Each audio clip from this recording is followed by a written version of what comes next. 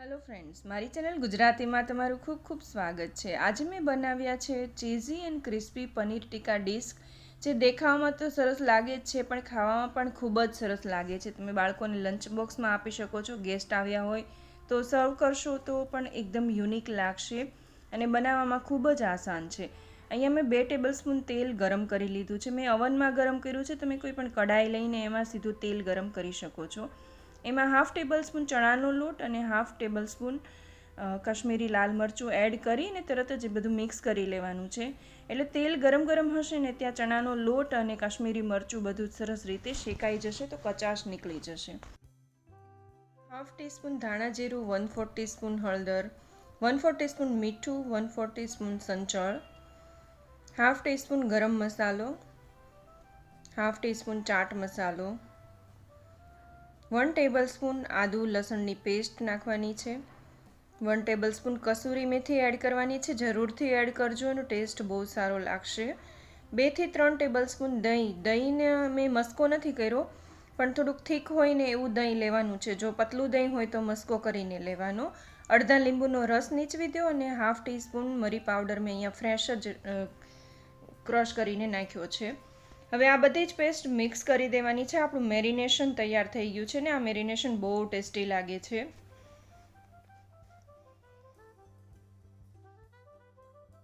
હવે અહીંયા મેં ઘરે જ બનાવેલું મલાઈ પનીર લીધું છે, એનું લિંક હું આઈ બટનમાં ઉપર આપી દઈશ, તમે ચેકઆઉટ કરી શકો છો કે ઘરે દૂધની મલાઈ જે બચી હોય એમાંથી આપણે પનીર કઈ રીતના બનાવવું, ઘી અને માખણ બનાવ્યા પછી વધતા જે વેસ્ટમાંથી આ પનીર બનાવ્યું છે ને હું હંમેશા આવી જ રીતના પનીર બનાવું છું।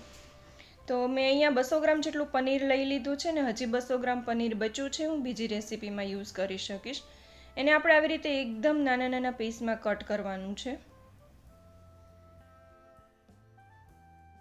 નાના નાના પીસમાં કટ કરશું એટલે દરેક બાઈટમાં એના એકદમ નાના નાના પીસ આવશે અને દેખાવમાં પણ સરસ લાગશે। હવે આપણે થોડાક વેજીટેબલ ચોપ કરી લેવાના છે। તો અહીંયા મેં 3 કલરના બેલ પેપર્સ લીધા છે અને કાંદા લીધા છે। બેલ પેપર્સ અડધો કપ છે અને કાંદા 1/4 કપ છે। આ બંને પહેલાં આપણે આ મેરિનેશનમાં મિક્સ કરી દેવાનું છે ને પછી પનીર એડ કરવાનું છે એટલે પનીર તૂટે નહીં। તો મેરિનેશન સરસ રીતે કોટ કરી દેવાનું છે વેજીટેબલમાં અને પનીરને હળવા હાથે એડ કરી દેવાનું છે।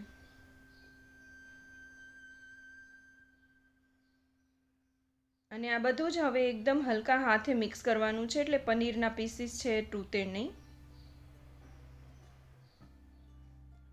સરસ રીતે કોટ થઈ જાય એટલે એને આપણે 15 થી 20 મિનિટ માટે મેરિનેટ કરવા મૂકી દેવાનું છે।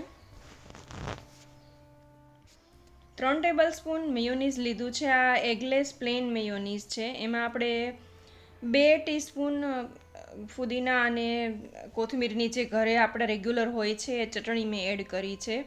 ન હોય તો તમે બનાવીને પણ એડ કરી શકો છો અને એના બદલે તમે શેઝવાન સોસ, પિઝા સોસ કે ટોમેટો કેચઅપ કાંઈ પણ મિક્સ કરી શકો છો। એને આપણે મિન્ટ મેયોનીઝ બનાવીને સાઈડમાં મૂકી દેવાનું। મેં નોનસ્ટિક પેન લઈ લીધું છે અને એને આપણે જે વેજીટેબલ અને પનીર મેરિનેટ કર્યા હતા એ બધું મેરિનેશન એમાં નાખી દેવાનું છે। એનો બધો મસાલો પણ એમાંથી લઈ અને આમાં એડ કરી દેવાનો છે। હવે આ પનીર ટીકા મેરિનેશનને 5 થી 6 મિનિટ માટે મીડિયમ ફ્લેમ ઉપર એને થવા દેવાનું છે। તો ફ્લેમ લો રાખશો ને તો પનીરમાંથી થોડું પાણી છૂટવા મળશે, એટલે મીડિયમથી હાઈની વચ્ચે ફ્લેમ રાખવાની અને એને કન્ટિન્યુઅસલી ચલાવતા જવાનું। અહીંયા મેં બ્રેડ લઈ લીધી છે ને બ્રેડને આવી રીતે કોઈ પણ કૂકી કટર હોય અથવા તો તમારી પાસે એવી રીતનો મોટો એ સાઇઝનો બાઉલ હોય એનાથી આવી રીતના સર્કલ કટ કરી લેવાના છે બધી બ્રેડમાંથી। તો તમે એવો પોળો ગ્લાસ હોય કે બાઉલ હોય કાંઈ પણ યુઝ કરી શકો છો। એને પ્રેસ કરી અને સાઈડનું જે વધારાનું છે બધું કટ કરી લેવાનું છે અને વચ્ચે એનાથી નાનું સર્કલ રિંગ બની જાય એવડા સર્કલનું તમારી પાસે કાંઈ પણ વસ્તુ હોય ને, મારી પાસે આ ગ્લાસ છે તો મેં એ લીધો છે। તો આવી રીતે રિંગ કટ થાય એવી રીતે વચ્ચેનો પાર્ટ કટ કરી લેવાનો છે। તો આવી જ રીતે બધી બ્રેડ તૈયાર કરી લેવાની છે। તો અડધી બ્રેડ છે એ મોટા સર્કલવાળી બનશે અને અડધી બ્રેડમાંથી આપણે રિંગ બનાવવાની છે। અને એનું જે સાઈડનો પાર્ટ વધે એનો પણ તમે યુઝ કરી શકો છો. એનો બ્રેડ ક્રમ્સ બનાવી શકો છો અને કોઈ પણ કટલેટ કે એમાં બધામાં યુઝ કરી શકો છો.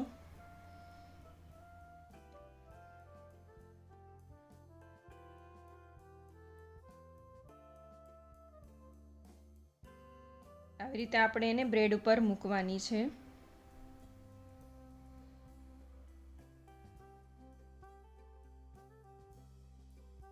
અહીંયા મેં ક્રસ્ટી પ્લેટ લઈ લીધી છે, એની પર હું બટર લગાવી દઉં છું. અને જે આપણે સર્કલ કટ કર્યા એ બધા જ એમાં મૂકી દેવાના છે. તમે આને પેનમાં પણ બનાવી શકો છો. જેવી રીતે કેક બેક કરતા હોય ને એવી રીતે તમારે એને બેક કરી લેવાનું છે.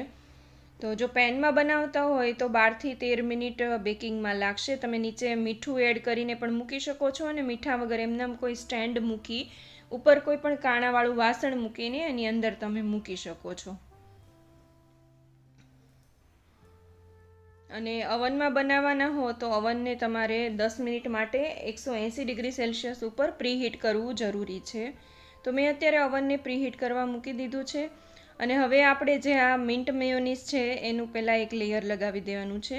અને પછી એની ઉપર આપણે જે રીંગ કટ કરી હતી એ રીંગ એડજસ્ટ કરી દેવાની છે.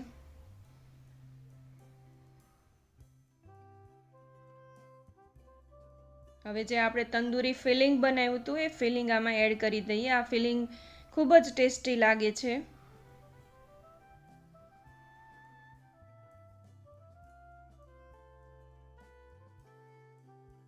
તો થોડું ઉપર રહે એવી રીતે ફિલિંગને આપણે ભરવાનું છે. હવે એની ઉપર આપણે પિઝા ચીઝ અને પ્રોસેસ ચીઝ કોઈ પણ તમે લઈ શકો છો. બંને મિક્સ કર્યા છે મેં. ગ્રેટ કરીને આવી રીતે એડ કરી દેવાના છે. એની ઉપર બ્લેક ઓલિવ્સ મૂક્યા છે જેથી લુક પણ સરસ આવે.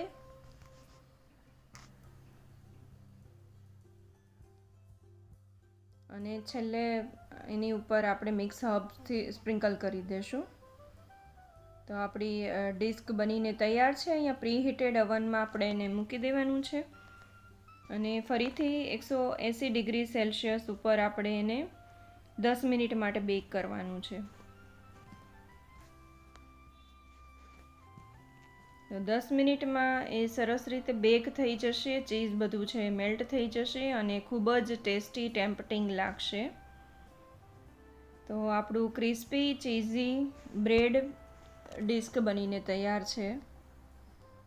એકવાર તમે જરૂરથી ટ્રાય કરજો, તમે એના ફેન બની જશો. તો રેસીપી કેવી લાગી લાઈક જરૂરથી કરજો ગમી હોય તો. અને ચેનલ ઉપર નવા હો તો સબસ્ક્રાઈબ જરૂરથી કરી લેજો. અને તમને મારી પાસેથી કઈ રેસીપી જોઈએ છે કોમેન્ટ બોક્સમાં જરૂરથી જણાવજો. હવે વચ્ચેનું જે આપણે રીંગવાળા પાર્ટનું જે કટ કર્યું હતું એને તમે ડાયરેક્ટ આવી રીતે પણ મૂકી શકો છો.